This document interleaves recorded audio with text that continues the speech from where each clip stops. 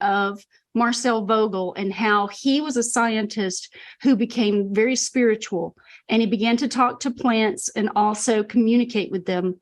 And then he also studied Kundalini yoga and did transcendental meditation.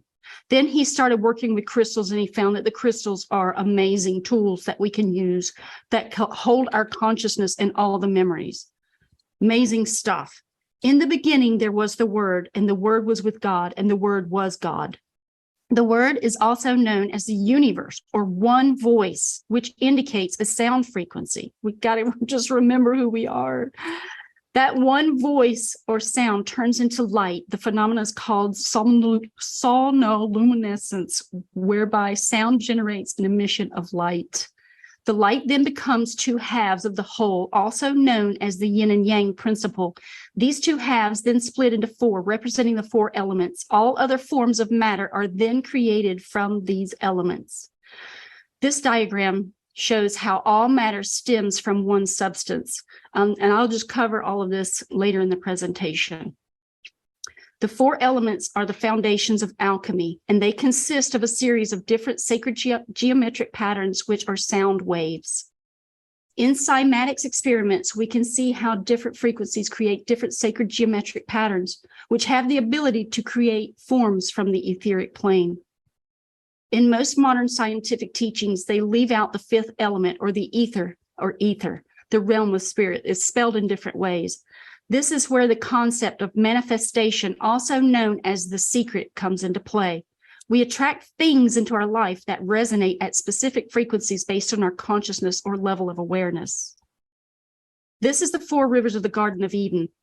Now, these are the different symbols and also the shapes that these sound frequencies form.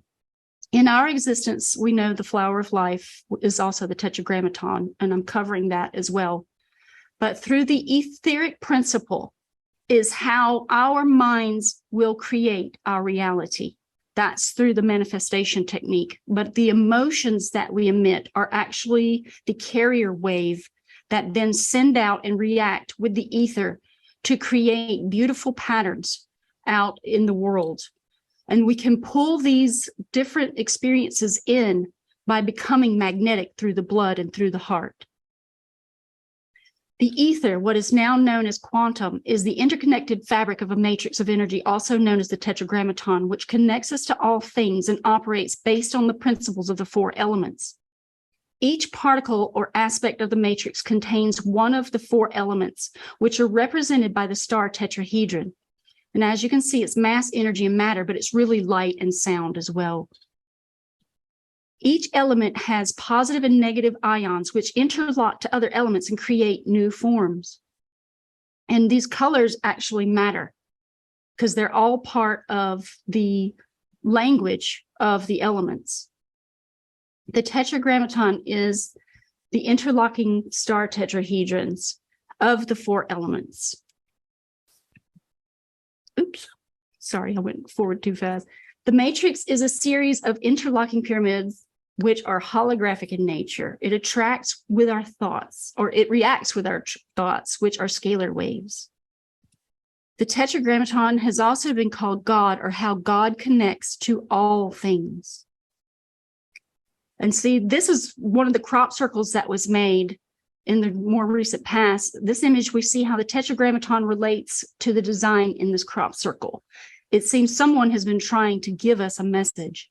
These crop circles, I've watched a video where they show these orbs of light, they're orange orbs, and they go about spinning in all directions, forming crop circles at night.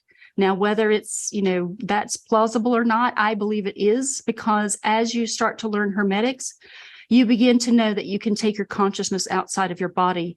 And as you become more powerful in your being and knowing the energies of magnetism, you can actually start to interact with the ether with just your mind outside of your body. Some parts of the world still know the foundations of our reality. This is the Sri Yantra that is used in India. It's used in meditations for attainment of certain qualities. This is amazing. When you actually stare at this, these shapes will start to emerge and it starts reacting with your subconscious mind. I have one on my my screensaver now that I can just look at from time to time. The Sri Yantra is based on the Tetragrammaton, and it contains all the other sacred geometries within its design. Yantras are used like stereogram posters, where you stare at the image and allow your vision to blur, and the image then begins to take on a 3D holographic form. Yantras work with the subconscious mind, which is the hidden aspect of our true selves. The subconscious is considered the oversoul or higher self and controls what we experience as reality. Significance of yantra. The yantras are very powerful.